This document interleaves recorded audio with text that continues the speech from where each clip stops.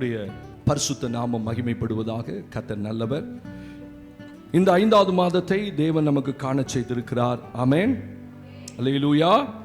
ஆமா, ஆண்டவர் இல்லைன்னா நம்மளால இந்த மாதத்தை என்ன செய்ய முடியாது, பார்க்க முடியாது. அல்லேலூயா. அதனால கர்த்தர் இந்த புதிய மாதத்திலே புதிய வாக்குத்தத்தத்தை நமக்கு கொடுக்கும்படி வேதத்தை திருப்பி சகரியாவின் புஸ்தகத்திலே ஒரு வேத பகுதியை நீங்களும் நான் வாசிக்க கேட்க போகிறோம். 8ஆம் அதிகாரத்துக்கு நேராக திருப்பிக் கொள்ளுங்கள். நமக்கு இந்த மாதம் கர்த்தர் கொடுக்கிற நல்ல வார்த்தை, அந்த இடத்திலே தேவன் நம்மோடு கூட இந்த காலையிலே பேசுவாராக. சகரியாவின் புஸ்தகம் 8ஆம் அதிகாரத்துக்கு நேராக திருப்பிக் கொள்ளுங்கள்.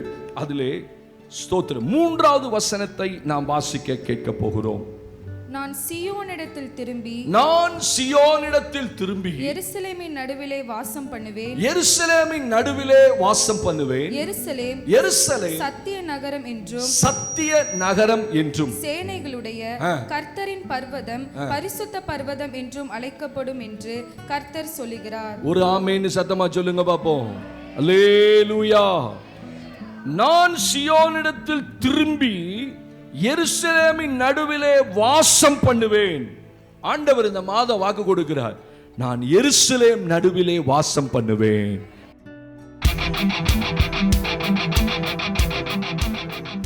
கைகளை தட்டி தேவனுடைய நாமத்தை மகிமைப்படுத்துங்கள். நல்ல வாக்கு தத்தத்துக்காக. நான் சீயோனிடத்தில் திரும்பி எருசலேமிலே வாசம் பண்ணுவேன். ஆமென். ஆண்டவர் சொல்ல எருசலேமின் நடுவிலே வாசம் பண்ணுவேன். எருசலேம் என்பது என்ன? தேவனுடைய நகரம். தேவனுடைய நகரமே உன்னை குறித்து மகிமையான வசனங்கள் விசேஷிக்கப்படும். ஸ்தோத்திரம். சங்கீதத்தின் புஸ்தகத்தில் சங்கீதக்காரன் சொல்றா, எருசலேம் நகரமே உன்னை குறித்து மகிமையான வசனங்கள் விசேஷிக்கும். நகரம் என்று சொன்னால் கர்த்தருடைய பிள்ளைகள். நகரம் என்று சொன்னால் நகரம் அல்ல, நகரத்துக்குள்ள இருக்கிற ஜனங்கள். அப்ப ஆண்டவர் சொல்றார், நான் சீயோனிடத்தில் திரும்பி எருசலேம் நடுவிலே, அப்படின்னா ஜனங்கள் நடுவிலே, தன்னுடைய பிள்ளைகள் நடுவில் தேவன் என்ன செய்வாரா? வாசம் பண்ணுவார். ஆமென் சொல்லுங்க பாப்போம். கர்த்தர் ஒரு மனிதனோடு இருப்பது மிகப்பெரிய ஆசீர்வாதம். பைபிள்ல தேவன் இருந்து வாசம் பண்ணின ஜனங்கள் உண்டு, தேவன் இல்லாமல் வாசம் பண்ணின ஜனங்கள் உண்டு. ஸ்தோத்திரம். தேவனை தங்களுக்கு அடைக்கலமாய் கொண்டு வாசம் வாழ்ந்த ஜனங்கள் உண்டு. பைபிள் முழுவதுமே 2 கூட்டத்தார் இருந்தாங்க. ஒன்று தேவனுடைய ஜனம், இன்னொன்று புறஜாதிகள் என்று வேதம் சொல்லுகிறது. இந்த புறஜாதிகளுக்கு எப்பொழுதுமே அவர்களை மீட்கும்படி, அவர்களுக்கு உதவி செய்யும்படி, அவர்களை ஆசீர்வதிக்கும்படி ஒரு தெய்வம் இருந்ததாக இல்லை. ஆனா பரிசுத்த வேதம் சொல்லுது, இந்த சீயோன் என்பது தேவனுடைய நகரம், தேவனுடைய ஜனங்கள். எருசலேம் என்பது மகாராஜாவின் நகரம் என்று வேதத்தில் வாசிக்கிறோம். ஆண்டவர் சொல்றார், இந்த மாசம் எருசலேம் இடத்துல நடுவில் நான் என்ன செய்ய போறேன்? வாசம் பண்ணுவேன்னா எருசலேம்ல இல்ல, எருசலேம் இருக்க ஜனங்கள் மத்தியில வாசம் பண்ணுவேன். ஆமென். கர்த்தர் இந்த மாதம் நம்மோடு கூட இருக்கணும், இருப்பேன்னு வாக்கு கொடுக்கிறார். அப்படி இருக்கும்போது அவர் நம் நடுவிலே வந்து வாசம் பண்ணும்போது நமக்கு உண்டாகிற ஆசீர்வாதங்கள் என்ன, அதை தான் நம்ம இன்னைக்கு வாசிக்க போகிறோம். இந்த 8ஆம் அதிகாரத்தில் வாசியுங்கள் திருப்பி.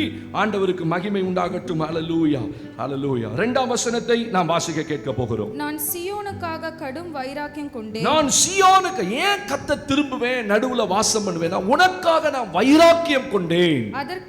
அதற்காக மகா உக்கிரமான வைராக்கியம் கொண்டேன் என்று சேனைகளின் கர்த்தர் சொல்லுகிறார். இதுக்கு முன்னாடி அதிகாரங்களை நீங்க வாசித்து பாருங்கள். ஆண்டவர் எருசலேமுக்காக வைராக்கியம் கொண்டார் என்று வேதத்தில். ஏன் வைராக்கியம் கொண்டார்? எருசலேமை அநேக ஜாதிகள் அடிமைப்படுத்தினார்கள். அநேக ராஜாக்கள் படையெடுத்து வந்து அவர்களை சிறைப்படுத்தி கொண்டு போனார்கள். இதெல்லாம் கடந்த காலத்துடைய நிகழ்வு. ஸ்தோத்திரம். ஒரு மனுஷன் சிறையிருப்புக்குள்ள போகிறான்னா அவன் வாழ்க்கை எப்படி இருக்கும்? அங்க போய் அடிமைத்தனத்துல தான் இருந்தார்கள். அவர்களுக்கு எந்த சுதந்திரமும் கிடையாது. ஆனா இவர்கள் யாருன்னா தேவனுடைய ஜனங்கள். தேவனுடைய ஜனங்கள் ஆக்சுவலா சிறைக்கு போக கூடாது. ஏன்னா ஒழுங்கா தேவனுக்கு கீழ்ப்படிந்து வாழ்ந்தா, தேவன் சொல்ல கேட்டு வாழ்ந்தா, பைபிள்ல பாருங்க, எப்பெல்லாம் இஸ்ரவேலர் சிறையிருப்புக்கு போறாங்களோ அதுக்கு முன்னாடி ஒரு பெரிய வீழ்ச்சி இருக்கும். ஆண்டவருக்கு அவர்களுக்கு ஒரு பெரிய இடைவெளி இருக்கும். அதனாலதான் கர்த்தர் புறஜாதிகள் கையில் அவர்களை விற்று போடுவார். அப்ப பைபிள் சொல்லுது, என்னதான் அவங்க அடிமைத்தனத்துக்கு போனாலும் சிறையிருப்புக்கு போனாலும் அவர்கள் யார்தான்? தேவனுடைய ஜனம்தான். ஆமென் சொல்லுங்க பாப்போம். அந்த காரியத்தை ஆண்டவர் விட்டே கொடுக்க மாட்டார். அப்ப பைபிள் சொல்லுது, சிறைப்பட்டு போன, பிடிக்க பிடிக்கப்பட்டு போன அடிமைத்தனமாய் போன ஜனங்களுக்காக நான் வைராக்கியம் கொண்டேன் என்று கர்த்தர் சொல்றார். அப்படி ஆண்டவர் திரும்பி நம்ம கிட்ட வாசம் பண்ணும்போது என்ன நடக்குமாம்? வேதம் சொல்லுகிறது 3ஆம் வசனத்துல 4-5 வசனங்களை வாசிக்கலாமா? திரும்பவும் எருசலேமின் வீதிகளில் முதிர் வயதினாலே தங்கள் கைகளில் கோலை பிடித்து நடக்கிற கிழவரும் கிழவிகளும் குடியிருப்பார்கள். நகரத்தின் தெருக்களிலே விளையாடுகின்ற ஆண் பிள்ளைகளும் பெண் பிள்ளைகளும் அதன் வீதிகளில் நிறைந்திருக்கும் என்று சேனைகளின் கர்த்தர் சொல்லுகிறார். ஒரு ஆமென் சொல்லுங்க. இதுல என்ன பாஸ்டர் இருக்கு? கிழவனும் கிழவி இருக்கிறதுனால என்ன உண்டாகும்? சிறு பிள்ளைகள் விளையாடுவார்கள். இதுல என்ன இருக்குது? நல்ல கவனிங்க. அந்த நாட்களிலே சிறைப்பட்டு போனதுனால ஜனங்கள் அநேகர் கொல்லப்பட்டார்கள், அநேகர் பிடிக்கப்பட்டார்கள், அநேகர் சிறைச்சேதம் பண்ணப்பட்டார்கள், ராஜாக்கள் பிடித்து கொண்டு போகப்பட்டார்கள். அப்படின்னா என்ன அர்த்தம்? சிறு வயதிலேயே ஜனங்கள் சிறையிருப்புக்கு கொண்டு போகப்பட்டதுனால அந்த ஜனங்க ஒழுங்கா வாழ முடியல. அவங்களால வயசானவங்க யாருமே அங்க இல்ல. ஸ்தோத்திரம். அவர்களுடைய கிழவனும் கிழவியும் இல்லாமற் போனார்கள் என்று சொன்னால் அப்படின்னா அர்த்தம் என்ன? அந்த ஜனங்களுடைய வாழ்நாட்கள் குறுகினதாக இருந்தது. ஒரு கிழவனும் கிழவியும் ரோட்ல பார்க்க முடியல அப்படின்னா என்ன அர்த்தம்? அந்த சந்ததி சபிக்கப்பட்ட சந்ததின்னு அர்த்தம். வேதம் சொல்லுது முதியோர்கள் பிள்ளைகளுக்கு கிரீடம். அப்ப தாத்தா பாட்டி முதிர்ந்தவங்க வீடுகள்ல இருக்கிறாங்கன்னா அதுதான் பெரிய ஆசீர்வாதம்.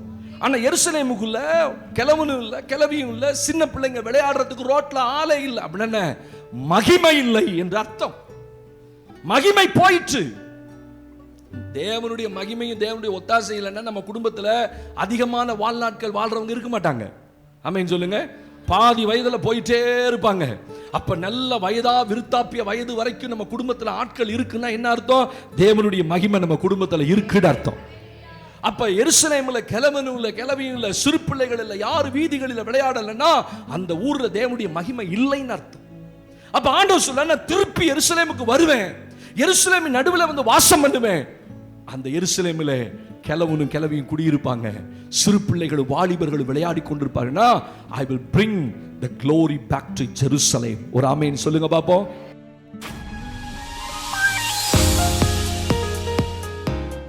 அல்லேலூயா.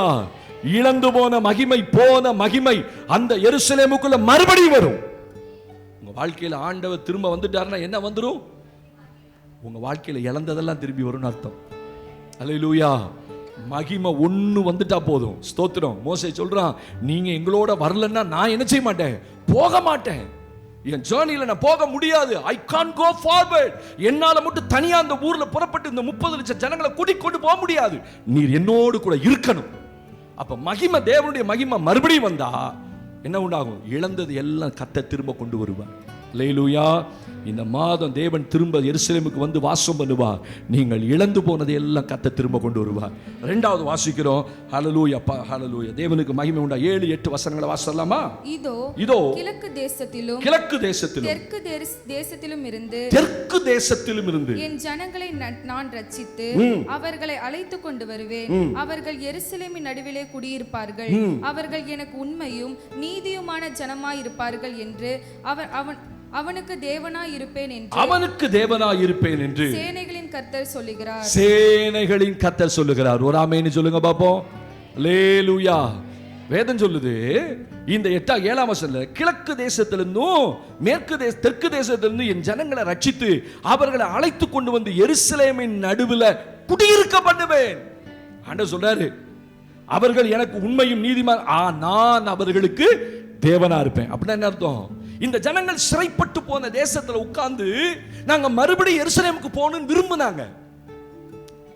இப்ப நீங்க ஒரு வீடு கட்டினீங்க, நல்ல வீட்டை கட்டிட்டீங்க, அது கொஞ்சம் காலம் ஆகி பயங்கர கடன் ஆகி அந்த வீட்டை விற்கும் போது இருக்கிற வலி இருக்கு பார்த்தீங்களா? அந்த வீடை கட்டினவங்களுக்கு தான் தெரியும் இல்ல? மற்றவங்க ஆறுதல் சொல்லுவாங்க, அட விடுங்க இது போச்சுன்னா இன்னொன்று வரும். ஆனா போனவனுக்கு தான் தெரியும் வலி. அது எவ்வளோ வேதனையில், எவ்வளோ பிரச்சனையின் மத்தியில், குறைவுல ஜோமணி கட்டியிருப்போம். ஸ்தோத்திரம். அது நம்மளை விட்டு அதுதான் இது. எருசலேமுக்குள்ள வாழ்ந்த ஜனங்கள் சுகமா இருந்தாங்க, தேவனுடைய பிரசன்னத்தில் இருந்தாங்க, பண்டிகை ஆசரித்தார்கள். இப்ப அந்நிய தேசத்துல போய் உட்கார்ந்து எருசலேமை நினைத்து அழுகிறார்கள். சங்கீதத்தில் வாசிக்கிறோம், நாங்கள் பாபிலோனின் ஆறுகள் அருகே உட்கார்ந்து எருசலேமை நினைத்து அழுதோம். எங்க உட்கார்ந்து? பாபிலோன் ஆறுகள் அருகே உட்கார்ந்து. ஏன்னா இங்க இருந்து பிடிச்சிட்டு போனவங்க எல்லாத்தையும் அந்த ஆத்தங்கர ஓரத்தை குடியிருக்க வச்சுட்டான். அங்க உட்கார்ந்து எருசலேமை நினைக்கிறாங்க. அப்ப கர்த்தர் சொல்றாரு, நான் அவர்கள் கிழக்கு தேசத்திலிருந்தும் தெற்கு தேசத்திலிருந்தும் கொண்டு வந்து எருசலேமிலே குடியிருக்க பண்ணுவேன். அப்படின்னா என்ன அர்த்தம்? அவருடைய மன விருப்பத்தை நிறைவேற்றுவேன். அவங்களுக்கு ஒரு ஆசை இருந்துச்சு, எப்படியாவது நாங்கள் எங்கே போகணும் சொல்லுங்க, எருசலேமுக்கு போகணும், ஏன்னா அதுதான் எங்கள் சொந்த ஊர். என்னதான் வெளிநாட்டில் குடியிருந்தாலும் அவன்கிட்ட போய் கேட்டு பாருங்க, நம்ம ஊர் மாதிரி வராதுங்க அப்படிமா. அப்படின்னு சொல்லுங்க பாப்பா. அல்லேலூயா. அமெரிக்காலே வாழ்ந்தவனுக்கு ஒரு சிலர் தான் அந்த ஊருக்கு அடாப்ட் ஆயிடுவான். ஆனால் என்னதான் அங்கே வாழ்ந்தாலும் சில சொல்லுவாங்க, சாச்சா நம்ம ஊர் போல வராதுப்பா.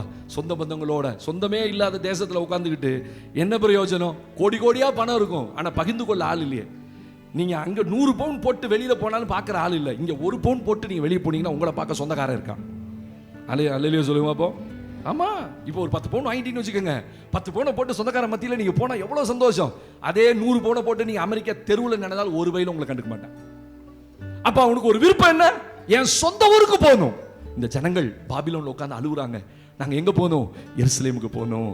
கிழக்குலேருந்தும் தெற்குலேருந்து என் ஜனங்களை கொண்டு வருவேன், எருசலேமில் குடியிருக்க பண்ணுவேன். அப்படின்னா அப்படி நீண்ட நாள் மன விருப்பங்களை கர்த்தர் ஒரு நாள் நிறைவேற்றினார். ஆமென். ஆண்டவர் சொல்ற, நான் என் ஜனங்களை கொண்டு வந்து நடுவே குடியிருக்க பண்ணி நான் அவர்கள் தேவனாயிருப்பேன். இந்த மாசம் கர்த்தர் உங்கள் மன விருப்பத்தை நிறைவேற்றுவார். கைகளை உயர்த்தி ஒரு ஆமென் சொல்லுங்க பாப்போம். நீண்ட நாள் நிறைவேறாத ஒரு ஆசையை கர்த்தர் இந்த மாதம் நிறைவேற்றுவார். மூன்றாவது ஒரு வசனத்தை வாசிக்கிறோம். ஹல்லேலூயா. 10 முதல் 13 வசனங்களை நான் வாசிக்க கேட்க போறோம். சகரியா 8:10 முதல் 13 வசனங்கள். இந்நாட்களுக்கு முன்னே மனுஷனுடைய வேலையால் பலனும் இல்லை, மிருக ஜீவனுடைய வேலையால் பலனும் இல்லை, போகிறவனுக்கும் வருகிறவனுக்கும் நெருக்கடியின் நிமித்தம் சமாதானமும் இல்லை, எல்லா மனுஷரையும் ஒருவரை ஒருவர் விரோதிக்க செய்தேன். இப்போதோ இந்த ஜனத்தில் மீதியானவர்களுக்கு நான் முந்தின நாட்களில் இருந்தது போல இருக்க மாட்டேன் என்று சேனைகளின் கர்த்தர் சொல்லுகிறார். விதைப்பு சமாதானமும் உள்ளதாய் இருக்கும், திராட்சை செடி தன் கனியை தரும், பூமி தன் பலனை தரும், வானம் தன் பனியை தரும். இந்த ஜனத்தில் மீதியானவர்கள் இதையெல்லாம் சுதந்தரிக்க கட்டளையிடுவேன். சம்பவிப்பது என்னவென்றால் யூத வம்சத்தாரே, இஸ்ரவேல் வம்சத்தாரே, நீங்கள் புறஜாதிகளுக்குள்ளே சாபமாய் இருந்தது போலவே ஆசீர்வாதமாய் இருக்கும்படி நான் உங்களை ரட்சிப்பேன். பயப்படாதேயுங்கள், உங்கள் கைகள் திடப்பட கடவது. ஆமென். ஆண்டவர் சிம்பிள் அந்த 4 வசனம், நீ சாபமாய் இருந்தது போல நீ ஆசீர்வாதமாயும் இருப்பாய். ஆமென்.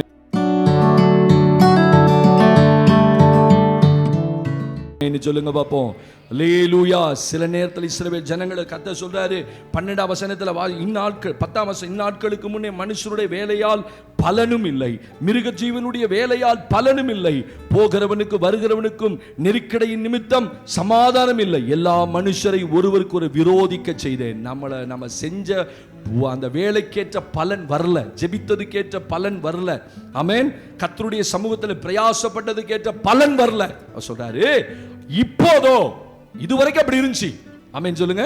இந்த வசனத்தை இதோட விட்டுறாதீங்க, வீட்டில் உட்காந்து இந்த வசனத்தை வச்சு ஜெபம் பண்ணுங்க. ஆண்டவரே சொன்னீங்க ஒரு காலத்தில் அப்படி இருந்துச்சு, நாங்கள் பட்ட பிரயாசத்துக்கு பலனே இல்லாமல் இருந்துச்சு, இப்போதோ கர்த்தர் சொல்றாரு, என் ஜனத்தில் மீதியானவர்களுக்கு நான் முந்தின நாட்கள் இருந்தது போல இருக்க மாட்டேன். ஆண்டவர் சொல்ல, முன்னாடி நான் உனக்கு விரோதமா நின்னேன், நானே எல்லாத்தையும் கலைச்சு விட்டேன், நானே உனக்கு விரோதமா மனிதர்கள், ஆனா இப்ப அப்படி இருக்க மாட்டேன். ஆமென் சொல்லுங்க பாப்போம். சம்பவிப்பது என்னவென்றால், யூத வம்சத்தாரே, 13 இஸ்ரவேல் வம்சத்தாரே, நீங்கள் புறஜாதிகளுக்குள்ளே சாபமாய் இருந்தது போலவே ஆசீர்வாதமாய் இருக்கும்படி நான் உங்களை ரட்சிப்பேன். ஆண்டவர் பயப்படாதே, உங்கள் கைகள். இந்த மாசம் ஆண்டவர் சொல்லி, பயப்படாதப்பா, இது நடக்கும், அது நடக்கும், இப்படி நடந்துடும், அப்படி நடந்துடும், பயப்படாத, நான் முந்தி இருந்தது போல இருக்க மாட்டேன் ஆனா இப்ப நான் உனக்கு ஆதரவா இருப்பேன். ஒரு ஆமென் சொல்லுங்க. நீ சாபமா இருந்தது போல இப்ப நீ ஆசீர்வாதமா இந்த மாதத்துல கர்த்தர் உங்களை வைப்பார். ஆமென்.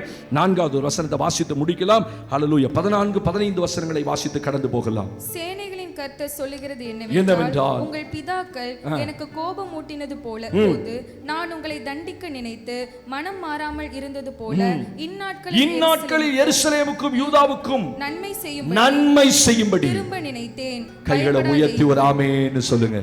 சத்தமா சொல்லுங்க. அல்லேலூயா. என் பிதாக்களும் என்னை கோபமூட்டின போது நான் எப்படி இருந்தேன்? தண்டிக்க நினைத்து மனம் மாறாமல் இருந்தேன். அப்படின்னா தண்டிச்சேன்.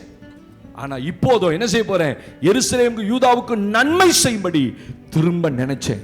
அந்த நாட்களில் அவங்க பட்ட சிறுமையை நினைச்சேன், அவங்க பட்ட வேதனையை நினைச்சேன். ஸ்தோத்திரம். ஆண்டவர் ஒரு மனுஷனுடைய வாழ்க்கையில சில காலங்களை எப்படி போவ, தாழ்வின் காலங்களை அனுமதிப்பார். ஆமென். சிறுமைப்படுவீங்க, போற இடத்தெல்லாம் அவமானப்படுவீங்க, போற இடத்தெல்லாம் நிந்தைய சுமப்பீங்க. ஆனா ஆண்டவர் சொல்லார், இந்த மாதம் நான் உன்னை நினைப்பேன். கைகளை உயர்த்தி ஒரு ஆமென்னு சொல்லுங்க. அல்லேலூயா. மனமாறாமல் இருந்தது போல இந்நாட்களில் எருசலேமுக்கும் யூதாவுக்கும் நன்மை செய்யும்படி நினைப்பேன். உங்களை நன்மை செய்யும்படி நினைக்கணும்னா ஒரே ஒருத்தர் தான் இந்த பூமியில, வேற யாரும் உங்களுக்கு நன்மை செய்யணும்னு நினைக்கவே மாட்டான். அல்லேலூயா. உங்க வாழ்க்கையை பார்த்து பரிதாபப்படுவாங்க. என் சொந்தக்கார் இப்படி ஆயிட்டாரே, எங்க அண்ணன் இப்படி ஆயிட்டாரே, எங்க அக்கா இப்படி ஆயிடுச்சே, என் தங்கச்சி இப்படி ஆயிடுச்சேன்னு பரிதாபப்படுவாங்க. பட் அவங்களால they can't do any goodness. உங்களுடைய வாழ்க்கையில எந்த நன்மையும் அவர்களால செய்ய முடியாது. கர்த்தர் சொல்றார், நான் உன்னை திரும்ப நினைச்சேன். எதுக்கு? நான் நன்மை செய்யும்படி நினைத்தேன். எழுந்திருப்போம், நிற்போம். கர்த்தருக்கு மகிமை உண்டாகட்டும். 4 காரியங்கள் தேவனுக்கு மகிமை உண்டாகட்டும். கர்த்தர் இந்த மாதம் உங்களுக்காக வைராக்கியம் கொண்டிருக்கிறார். என்ன செய்ய போகிறார்? இழந்து போன எல்லாவற்றையும் மகிமையை ஆண்டவர் திரும்ப எருசலேமுக்குள்ள கொண்டு வருவார். ஆண்டவர் சொன்னாரு, ஓ நான் உன்னை என்ன செய்ய போறேன்? உன் ஏக்கங்கள் எல்லாம், உன் விருப்பங்கள் எல்லாம் நான் நிறைவேற்ற போகிறேன். 3வது, உனக்கு முன்னே இருந்தது போல் இல்ல, நீ சாபமா இருந்த, இனி நீ ஆசீர்வாதமா இருப்ப. 4வது சொல்றாரு, நான் மனமாறாமல், தண்டிக்க மனமாறாமல் இருந்தது போல எருசலேமின் மேல் யூதாவையும் நான் நன்மை செய்யும்படி திரும்ப நினைத்தேன். கர்த்தர் இந்த மாதம் உங்களுக்காக வைராக்கியம் கொண்டு அவர் செய்ய போகிற நன்மைகளுக்காக நம்ம எல்லாரும் கரங்களை உயர்த்தி ஆமென். தேவனே, திரும்ப வரப்போகிற அந்த மகிமைக்காக ஸ்தோத்திரம். விசுவாசிக்கிறவங்க சொல்லுங்க, திரும்ப வரப்போகிற அந்த மகிமை, கிழவனும் கிழவியும் பாலகரும் வாலிபர்களும் சிறு பிள்ளைகளும் எருசலேமின் வீதிகளிலே விளையாடுவார்களாம். ஸ்தோத்திரம். கிழவனும் கிழவி நடந்து போவாங்களா. ஆண்டவரே, அந்த மகிமை எங்க குடும்பத்தில் திரும்பி வரட்டும். நாங்க இழந்து போன எல்லாம் எங்களுக்கு திரும்பி வரட்டும். நீங்க அநேக நாட்களா ஆமென் பாபிலோனின் ஆறுகள் அருகே உட்கார்ந்து அழுதிங்க. இந்த சிறுமை போதும் ஆண்டவரே, இந்த பலவீனம் போதும் ஆண்டவரே, இந்த ஆண்டவரே கடன் போதும் ஆண்டவரே, இந்த அடிமைத்தனம் போதும்னு நினைச்சு அழுதிங்க. கர்த்தர் சொல்றார், I will bring back to you Jerusalem. இந்த மாதம் 1 அந்த சிறுமைப்பட்ட தேசத்திலிருந்து எருசலேமுக்குள்ள கொண்டு வந்து குடியிருக்க பண்ணி நான் உனக்கு தேவனா இருப்பேன். உன் மன விருப்பத்தை நிறைவேற்றுவேன். நீ எருசலேமுக்கு வரணும் நினைச்ச மன விருப்பத்தை நிறைவேற்றுவேன். கர்த்தர் சொல்றார், 3வது, நீ சாபமா இருந்த, மத்தவங்களுடைய பார்வையில் நீ சாபமா இருந்த. ஏன் இந்த குடும்பம் ஆசீர்வதிக்கப்படல? ஏன் இந்த குடும்பம் இன்னும் இப்படி இருக்குது? அவங்க பார்வைக்கு நீ சாபமா இருந்தது போலவே நீ ஆசீர்வாதமா இருப்ப, ஆசீர்வாதமா இருப்ப. ஆண்டவர் சொல்றாரு, நான் உன்னை நினைச்சேன், நன்மை செய்யும்படி திரும்ப நினைத்திருக்கிறேன். கர்த்தர் கொடுத்த நல்ல வாக்குகளுக்கான எல்லாரும் வாய்த்தனை கர்த்தரை ஸ்தோத்திரம் பண்ணுவோம்.